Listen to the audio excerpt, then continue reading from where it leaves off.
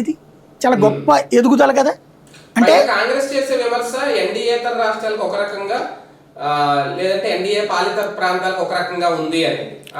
వాళ్ళకి ఎంతసేపటికి కూడా అంటే ఒకట్లేండి, ప్రతిపక్షం నాకు విమర్శించకపోతే బాగోదు, ప్రతిపక్షం సమర్థించడం ఎప్పుడు మనం చూడలేదు కదా. కామన్గా ఎట్లా ఉంటుందంటే, మోడీ వచ్చిన తర్వాత సిస్టమ్ పెట్టేసింది. ఇదివరకు కాంగ్రెస్ టైంలో అట్లాగే ఉండేది, వాళ్ళ పాలిత రాష్ట్రాలకు ఒక రకం వీళ్ళకి. కానీ మోడీ వచ్చాక తీసుకొచ్చిన సిస్టమ్ జనాభా ప్రాతిపదికన, అన్ని రాష్ట్రాలకు ఒక రకం రాదు, జనాభా ప్రాతిపదికన ఇస్తారు. ఆ రాష్ట్రానికి ఉన్న జనాభా ప్రాతిపదికన ఆ బడ్జెట్ కేటాయింపులు ఉంటాయి. రెండవది ఏంటంటే, ఈశాన్య రాష్ట్రాలు బాగా వెనుకబడిన రాష్ట్రాలకి ఎక్కువ బడ్జెట్ ఇస్తారు. అది తమ పాలితం లేకపోయినా సరే. ఫర్ ఎగ్జాంపుల్, ఇదివరకు బీహార్లో అప్పుడు నితీష్ కుమార్ బీజేపీతో విభేదించి లాలు వాళ్ళతో జత కట్టాడు, తేజస్వి యాదవ్తో కలిసి. అప్పుడు కూడా బడ్జెట్ ఏం తగ్గించలేదు బీహార్కి, ఖచ్చితంగానే ఇచ్చారు. ఒరిస్సా నవీన్ పట్నాయక్ బీజేపీకి వ్యతిరేకం, అయినా కూడా ఇచ్చారు. ఇప్పుడైనా ఈశాన్య రాష్ట్రాల్లో వీళ్ళ పరిపాలన లేని చోటకు కూడా ఇచ్చారు.